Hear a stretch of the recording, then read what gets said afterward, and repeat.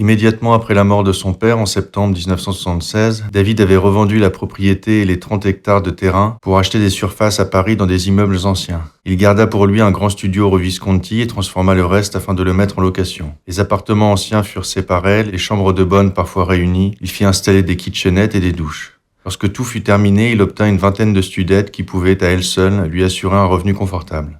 Il n'avait toujours pas renoncé à percer dans le rock, et se dit qu'il avait peut-être une chance à Paris. Mais il avait déjà 26 ans, avant de faire le tour des studios d'enregistrement, il décida d'enlever 2 ans à son âge. C'était très facile à faire, il suffisait au moment où on lui demandait son âge de répondre 24 ans. Naturellement, personne ne vérifiait. Longtemps avant lui, Brian Jones avait eu la même idée. Selon un des témoignages recueillis par Macmillan, un soir, dans une partie à Cannes, David avait croisé Mick Jagger. Il avait fait un bond en arrière de 2 mètres, comme s'il s'était trouvé nez à nez avec une vipère. Mick Jagger était la plus grande star du monde, riche, adulé et cynique. Il était tout ce que David rêvait d'être. S'il était si séduisant, c'est qu'il était le mal, qui le symbolisait de manière parfaite. M.A.L.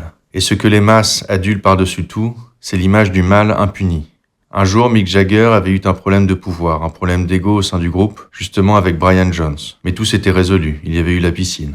Ce n'était pas la version officielle, certes, mais David savait que Mick Jagger avait poussé Brian Jones dans la piscine. Il pouvait se l'imaginer en train de le faire. Et c'est ainsi, par ce meurtre initial, qu'il était devenu le leader du plus grand groupe rock du monde. Tout ce qui se bâtit de grand dans le monde se bâtit au départ sur un meurtre. Cela, David en était persuadé. Et il se sentait prêt, en cette fin 76, à pousser autant de personnes qu'il le faudrait dans toutes les piscines nécessaires. Mais il ne réussit au cours des années suivantes qu'à participer à quelques disques comme bassiste additionnel, et aucun de ces disques ne connut le moindre succès. Par contre, il plaisait toujours beaucoup aux femmes. Ses exigences érotiques augmentèrent, et il prit l'habitude de coucher avec 2 filles en même temps, de préférence une blonde et une brune. La plupart acceptaient, car il était réellement très beau, dans un genre puissant et viril, presque animal. Il était fier de son phallus long et épais, de ses grosses couilles velues. La pénétration perdait peu à peu de son intérêt pour lui, mais il prenait toujours du plaisir à voir les filles s'agenouiller pour lui sucer la bite. Début 1981, un Californien de passage à Paris lui apprit qu'on recherchait des groupes pour réaliser un CD heavy metal en hommage à Charles Manson.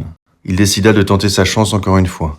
Il revendit tous ses studios, dont le prix avait presque quadruplé entre-temps, et partit s'installer à Los Angeles. Il avait maintenant 31 ans, en réalité 29 officiellement, c'était encore trop. Il décida, avant de se présenter au producteur américain, d'enlever de nouveau 3 ans à son âge. Physiquement, on pouvait parfaitement lui donner 26 ans. La production traîna en longueur. Du fond de son pénitencier, Manson exigeait des droits exorbitants. David se mit au jogging et commença à fréquenter des cercles satanistes. La Californie a toujours été un lieu de prédilection pour les sectes vouées au culte de Satan. Depuis les toutes premières. La First Church of Satan, fondée en 1966 à Los Angeles par Anton LaVey, et la Process Church of a Final Judgment, qui s'installa en 1967 à San Francisco dans le district de Haight-Ashbury. Ces groupements existaient encore et David prit contact avec eux. Ils ne se livraient en général qu'à des orgies rituelles, parfois à quelques sacrifices animaux. Mais par leur intermédiaire, il eut accès à des cercles beaucoup plus fermés et plus durs. Il fit notamment la connaissance de John DiGiorno, un chirurgien qui organisait des avortements de parties. Après l'opération, le fœtus était broyé, malaxé, mélangé à de la pâte à pain pour être partagé entre les participants. David se rendit vite compte que les satanistes les plus avancés ne croyaient nullement à Satan. Ils étaient, tout comme lui, des matérialistes absolus et renonçaient rapidement à tout le cérémonial un peu kitsch des pentacles, des bougies, des longues robes noires. Ce décorum avait en fait surtout pour objet d'aider les débutants à surmonter leurs inhibitions morales. En 1983, il fut admis à son premier meurtre rituel sur la personne d'un nourrisson portoricain. Pendant qu'il castrait le bébé à l'aide d'un couteau-scie, John DiGiorno arrachait puis mastiquait ses globes oculaires. À l'époque, David avait à peu près renoncé à être une rockstar, même s'il ressentait parfois un horrible pincement au cœur en voyant Mick Jagger sur MTV. Le projet Tribute to Charles Manson avait de toute façon capoté, et même s'il avouait 28 ans, il en avait 5 de plus, et commençait réellement à se sentir trop vieux. Dans ses fantasmes de domination et de toute puissance, il lui arrivait maintenant de s'identifier à Napoléon. Il admirait cet homme qui avait mis l'Europe à feu et à sang, qui avait entraîné à la mort des centaines de milliers d'êtres humains sans même l'excuse d'une idéologie, d'une croyance, d'une conviction quelconque. Contrairement à Hitler, contrairement à Staline, Napoléon n'avait cru qu'en lui-même. Il avait établi une séparation radicale entre sa personne et le reste du monde, considérant les autres comme de purs instruments au service de sa volonté dominatrice.